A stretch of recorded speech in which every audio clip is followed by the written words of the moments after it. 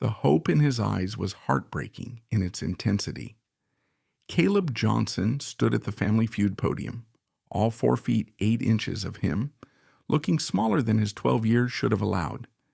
His pale complexion spoke of countless hours spent indoors, away from the playground adventures that should have defined his childhood.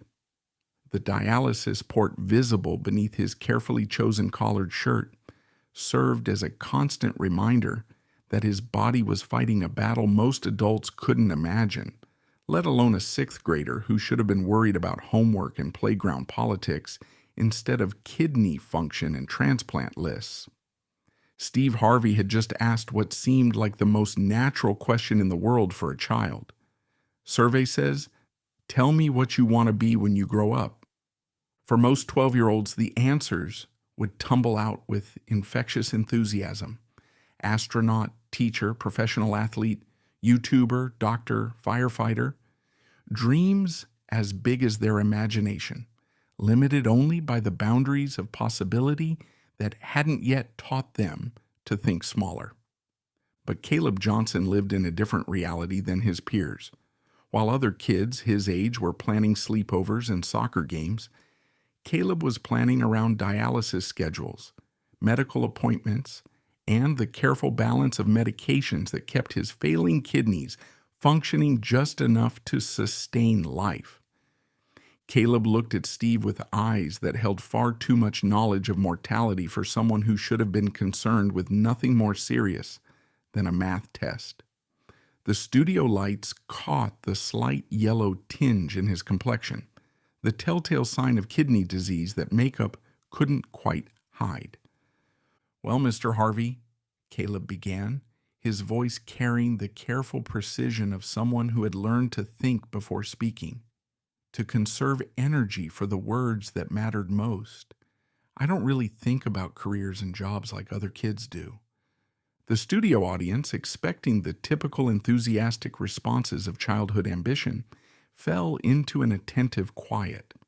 Steve's expression shifted from his trademark jovial energy to something more concerned, recognizing immediately that he was about to hear something that transcended typical game show conversation.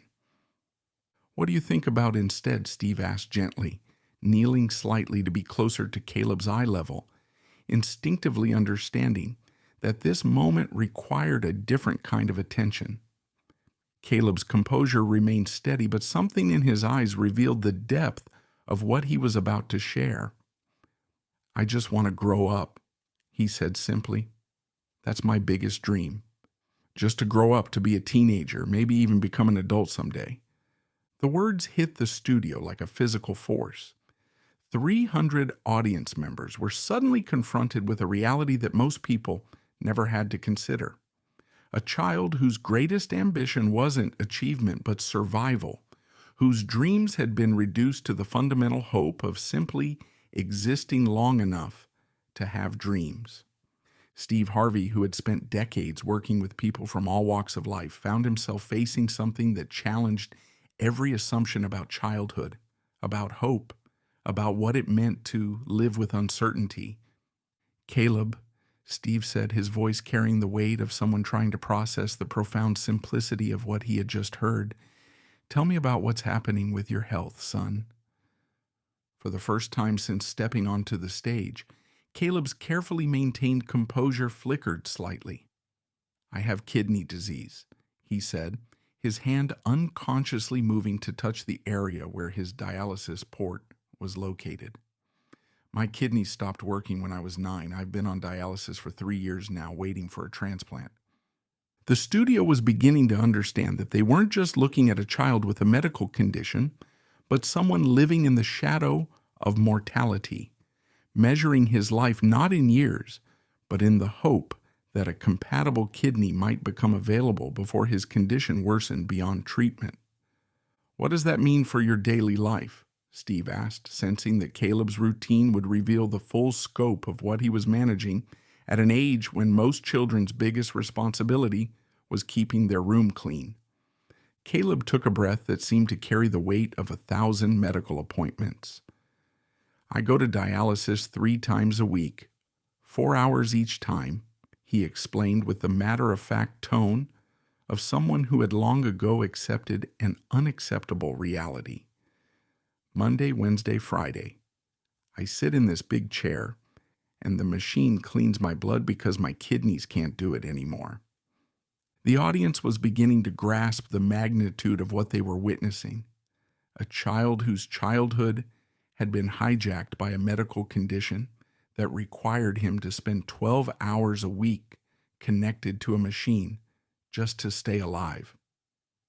I can't go to regular school because my immune system is weak, Caleb continued, his voice growing smaller as he described the isolation that defined his daily existence. I do homeschool with my mom. I can't play sports or go to sleepovers or do most of the things kids my age do because I might get sick, and if I get sick, it could be really dangerous. Rebecca Johnson was fighting tears from the family podium. She had watched her son transform from an energetic 9-year-old who loved baseball and video games into a 12-year-old who measured his life in dialysis sessions and doctor visits, who had learned medical terminology that most adults never encountered. My friends from before I got sick, Caleb said. And now there was a tremor in his voice that suggested deeper losses than missed school days. They tried to stay in touch at first, but it's hard. When you can't hang out, can't do normal kid stuff. They're all playing Little League and going to birthday parties, and I'm watching from the sidelines because I'm too tired or too sick or have to go to dialysis. Steve found himself facing something that challenged his understanding of childhood resilience, of what it meant for a young person to live with the constant awareness that their next birthday wasn't guaranteed. "Caleb," Steve said, his voice beginning to carry the weight of someone who recognized extraordinary courage in an ordinary-looking boy, "what keeps you going? What keeps you hopeful?"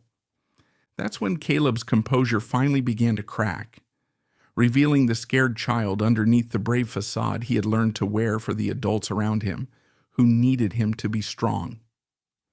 "Some days I don't feel very hopeful," Caleb admitted, his voice breaking slightly. "Some days I watch other kids playing outside and I wonder if I'll ever be strong enough to play soccer or ride bikes or just run around without getting out of breath." The studio was completely silent now. This wasn't entertainment anymore. This was a child's soul bleeding in public, his struggle to maintain hope in the face of a medical system that offered treatment but no guarantees. "But my mom tells me that somewhere out there, there's a kidney that's meant for me," Caleb continued, his voice growing stronger as he spoke about the hope that kept him fighting. "She says that every day I stay strong and healthy is one day closer to getting that call, to getting my transplant, to maybe having a normal life." The audience began to understand that they were witnessing something profound about hope, about the different ways children process fear, about the resilience required to live in indefinite medical limbo. "My doctors say that kids who get kidney transplants can grow up to do anything," Caleb said, and for the first time since he'd begun speaking, there was genuine excitement in his voice. "They can play sports, go to college, have families, live normal lives. So that's my dream, not to be anything specific when I grow up, just to grow up, period, and then figure out what comes next." Steve Harvey made a decision that would change everything. Without consulting producers, without following any protocol, he walked directly to Caleb and did something that recognized the extraordinary nature of what this child was facing every single day. "Caleb," Steve said, kneeling down to be at eye level with the boy, "I need everyone in this studio to understand what we're looking at. This young man has been fighting for his life for 3 years. 3 years. And not only has he been fighting, he's been doing it with more grace and courage than most adults show when facing much smaller challenges." The audience began to respond, recognizing that they were being asked to see Caleb not as someone to pity, but as someone to admire, someone whose daily existence required a level of bravery most people would never need to summon. You know what I see when I look at you, Steve continued, his voice growing more passionate. I see someone who already knows what real strength looks like. I see someone who understands that life is precious because you're fighting to keep yours. I see someone who has learned lessons about hope and perseverance that most people never learn.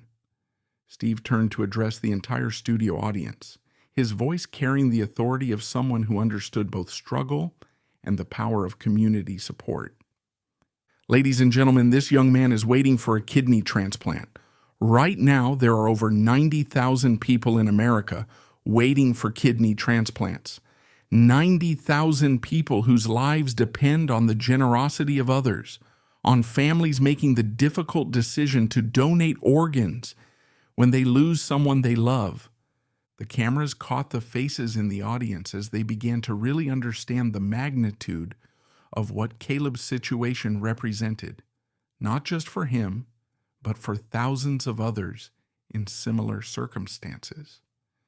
"Caleb," Steve said, removing his suit jacket and placing it around the boy's small shoulders. "This jacket represents honor, respect, and recognition. You've earned it not because I feel sorry for you, but because you've been showing incredible courage every single day, and courage deserves to be acknowledged." The studio erupted in applause, but it wasn't the typical game show celebration. This was recognition of something deeper, the acknowledgement that some battles are fought quietly by children who should never have to be warriors, but who face their circumstances with dignity that puts adults to shame. But Steve Harvey wasn't finished. He reached into his pocket and pulled out his personal business card, a gesture that carried special meaning in this context. "Caleb, I want you to have this.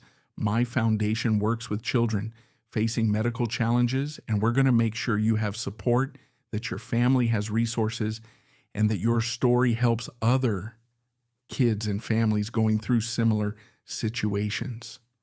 Caleb took the card with trembling hands, staring at it as if it represented the first recognition he had received that his fight was not only seen but valued by the adult world. "But more than that," Steve continued, "I want everyone watching this to understand something. Organ donation saves lives, real lives. Kids like Caleb, parents, grandparents, teenagers, people who have so much living left to do if they can just get the transplant they need." The audience was absorbing a message about the power of individual choice to literally save lives, about how the decision to become an organ donor could be the difference between a child growing up or not. We're going to use this platform to raise awareness about kidney disease, about organ donation, about the thousands of kids like Caleb who are fighting battles most of us can't imagine, Steve announced. Because if telling his story saves even one life, helps even one person make the decision to become an organ donor, then this conversation matters more than any game we could play. The game resumed, but it was transformed. Every answer Caleb gave was met with enthusiastic support from the audience. When he correctly guessed that hope was the number one answer for things that keep people going during difficult times, the applause was thunderous, recognizing that he embodied that very quality. The Johnson family won the $20,000 grand prize, but Caleb had won something infinitely more valuable, a platform to share his story, to raise awareness about organ donation, and to show the world what courage looked like when it wore a 12-year-old's smile. As confetti fell around them, Caleb looked at the celebration with wonder. "This is the most exciting thing that's happened to me since I got sick," he told Steve. "Thank you for letting me feel normal for a little while." "Son, you're not normal," Steve replied with a smile. "You're extraordinary, and now everyone knows it." The episode aired 3 months later and sparked a national conversation about pediatric organ donation, the challenges facing families with children on transplant waiting lists, and the power of community support in medical crises. The response was overwhelming, with thousands of viewers registering as organ donors and sharing their own stories of transplant experiences. True to his word, Steve Harvey established a foundation program specifically designed to support children waiting for organ transplants and their families. The program provided financial assistance for medical expenses, emotional support for families, and advocacy for organ donation awareness. Most importantly, Caleb's story inspired legislative efforts to increase organ donation rates and improve support systems for families dealing with pediatric organ transplant situations. 4 months after the taping, Caleb received the call that changed everything. A compatible kidney had become available. The surgery was successful, and for the first time in 3 years, Caleb's body began functioning the way it was supposed to. 6 months post-transplant, Caleb called Steve to share news that would have seemed miraculous that day in the studio. He had grown 3 inches, gained 15 pounds, and had enrolled in regular school for the first time since his diagnosis. "I'm playing soccer now," Caleb told Steve during that phone call, his voice filled with the kind of excitement that only someone who had been denied physical activity could fully appreciate. "I'm not very good yet, but I can run without getting out of breath. I can be a normal kid." Steve's response was immediate. "You were never anything but normal, Caleb. You were just normal in a way that required extraordinary courage." Caleb's transformation inspired changes beyond his personal life. His story had motivated over 10,000 people to register as organ donors, directly resulting in hundreds of successful transplants. The Caleb effect, as medical professionals began calling it, demonstrated the power of personal stories to motivate life-saving action. 1 year later, Caleb was invited back to Family Feud, not as a contestant but as an honored guest, to share his journey from the transplant waiting list to renewed health. He stood on that same stage, now standing 5 feet 2 inches tall, carrying himself with the confidence of someone who had been given a second chance at childhood. "When I first stood here," Caleb told the audience, "I just wanted to grow up. I didn't dare dream about what kind of person I might become. Now I know. I want to become someone who helps other kids like I used to be. I want to become a doctor who specializes in kidney disease, so I can help other families going through what mine went through." The studio audience gave him a standing ovation, recognizing not just his personal recovery, but the lesson he represented for anyone facing seemingly impossible challenges. Steve Harvey kept a photo from that original taping in his office, showing Caleb wearing his jacket, surrounded by his family, hope glowing in his eyes despite the medical challenges he faced.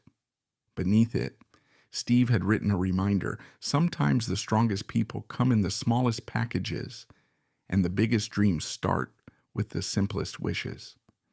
Caleb Johnson, who had once measured his dreams by whether he would live to see his next birthday, grew up to become exactly what he had hoped for: a doctor specializing in pediatric nephrology, dedicating his career to helping children and families navigate the same medical challenges that had defined his own childhood. On his medical school graduation day, Caleb spoke about the lesson that day on Family Feud had taught him. "I learned that sharing your struggle isn't a sign of weakness. It's a gift to others who need to know they're not alone.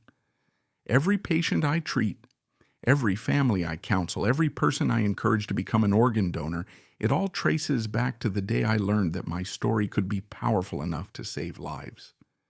And sometimes that journey begins on a game show stage